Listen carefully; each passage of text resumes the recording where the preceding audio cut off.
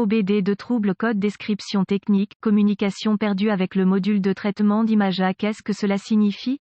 Il s'agit d'un code générique de diagnostic du système de communication qui s'applique à la plupart des marques et modèles de véhicules OBDII. Ce code signifie que le module de traitement d'image IPAA et les autres modules de commande du véhicule ne communiquent pas entre eux. Le circuit le plus souvent utilisé pour communiquer avec est connu sous le nom de communication de bus de réseau de zone de contrôleur, ou simplement bus CAN. Les modules communiquent entre eux via un réseau. Un peu comme le réseau que vous avez à la maison ou au travail, il existe plusieurs systèmes de réseau utilisés par les constructeurs automobiles. Avant 2004, les systèmes de communication de module à module les plus courants, pas tout compris, étaient l'interface de communication série ou SCI, bus SAEJ 1850 ou PCI, et Chrysler Collision Detection, ou CCD. Le système le plus couramment utilisé après 2004 est connu sous le nom de communication par bus de réseau de zone de contrôleur, ou simplement, bus CAN, était également utilisé avant 2004 sur un petit segment de véhicules. Sans ce bus CAN, les modules de commande ne peuvent pas échanger d'informations et votre outil d'analyse peut ou non être en mesure d'obtenir des informations du véhicule. Selon le circuit concerné, le module de traitement d'image IPAA est généralement situé derrière le tableau de bord, de chaque côté du véhicule, peut également être monté derrière la grille avant avec la caméra frontale. Il reçoit les entrées d'une variété de capteurs, certains câblés directement sur celui-ci, tandis que la plupart sont envoyés sur le système de communication par bus à partir du module de commande du groupe motopropulseur PCM. Ces entrées permettent au module de contrôler le freinage du véhicule lorsqu'un autre véhicule s'approche par le côté, également lorsque le taux de fermeture entre le wagon arrière et le wagon de tête devient trop proche. Quand quelqu'un s'approche du véhicule par l'avant, reportez-vous à une référence spécifique au véhicule pour déterminer quelle porte est à dans votre cas particulier. Les étapes de dépannage peuvent varier selon le fabricant, le type de système de communication, le nombre de fils et la couleur des fils dans le système de communication, gravité du code et symptômes. Dans ce cas, la gravité n'est jamais grave, car il s'agit d'un appareil de confort client et il existe toujours une solution manuelle en cas de panne électrique complète. Le fonctionnement du véhicule n'est nullement affecté par le manque de fonctionnement de l'IPAA. Les symptômes d'un code U023A peuvent inclure: IPMA ne s'allume pas, ne fonctionne pas, le voyant de dysfonctionnement est allumé, voyant d'avertissement ABS allumé, témoin d'avertissement de frein rouge ONESC, ESP indicateur d'avertissement ON. Les causes, en règle générale, les causes de ce code à définir sont les suivantes: ouvert dans le bus CAN plus ou circuit, court-circuit à l'alimentation ou à la terre dans l'un des circuits du bus CAN, pas d'alimentation ou de mise à la terre au module IPAA, rarement, module de commande défectueux, procédure de diagnostic et de réparation. Un bon point de départ pour tous les diagnostics électriques est de vérifier les bulletins de service technique BST pour votre véhicule. Le problème que vous rencontrez est peut-être connu d'autres personnes sur le terrain. Un correctif connu a peut-être été proposé par le fabricant et peut vous faire économiser du temps et de l'argent lors du diagnostic. Il est supposé à ce stade qu'un lecteur de code est à votre disposition, car vous avez pu accéder au code jusqu'à présent. Vérifiez s'il existe d'autres codes d'erreur de diagnostic liés à la communication par bus ou à la batterie, allumage. Si tel est le cas, vous devez d'abord les diagnostiquer, car un diagnostic erroné peut survenir si vous diagnostiquez le code U023A avant que l'un des codes de base n'ait été diagnostiqué et réparé en profondeur. Si le seul code que vous obtenez d'autres modules est le U023A, essayez d'accéder à l'IPAA. Si vous pouvez accéder au code depuis l'IPAA, alors le code U023A est soit intermittent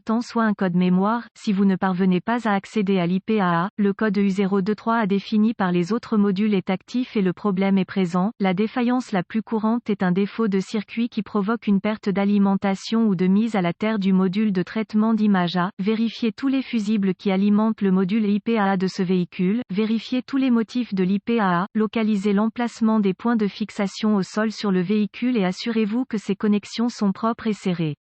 Si vous le devez, retirez-les. Procurez-vous une petite brosse à poils métallique et une solution de bicarbonate de soude. Eau et nettoyez chacun. Le connecteur et l'endroit où il se connecte. Des réparations ont été effectuées. Supprimez les codes de diagnostic de tous les modules qui ont défini le code en mémoire et voyez si vous pouvez maintenant communiquer avec le module IPAA. Si la communication est rétablie avec l'IPAA, les fusibles connexions étaient probablement votre problème. Si le code revient ou si la communication ne peut toujours pas être établie avec le module, Localisez les connexions de communication du bus CAN sur votre véhicule, surtout le connecteur IPAA, qui est généralement situé derrière le tableau de bord, de chaque côté du véhicule, peut également être monté derrière la grille avant avec la caméra frontale. Débranchez le câble négatif de la batterie avant de débrancher le connecteur de l'IPAA. Une fois localisé, inspectez visuellement les connecteurs et le câblage, recherchez les éraflures, les frottements, les fils dénudés, les brûlures ou le plastique fondu. Séparez les connecteurs et inspectez soigneusement les bornes, les parties métalliques, à l'intérieur des connecteurs, voyez s'ils ont l'air brûlés ou ont une teinte verte indiquant la corrosion. Utilisez un nettoyant pour contacts électriques et une brosse à poils en plastique si le nettoyage des bornes est nécessaire. Laissez sécher et appliquer de la graisse électrique là où les bornes entrent en contact, avant de reconnecter les connecteurs à l'IPAA. Effectuez ces quelques vérifications de tension. Vous devrez avoir accès à un voltomètre numérique DVOM. Vérifiez que vous disposez de l'alimentation et de la terre sur l'IPAA. Accédez à un schéma de câblage et déterminez où les puissances principales et les terres entrent dans l'IPAA. Rebranchez la batterie avant de continuer. L'IPAA étant toujours déconnecté, connectez le fil rouge de votre voltmètre à chaque alimentation B+,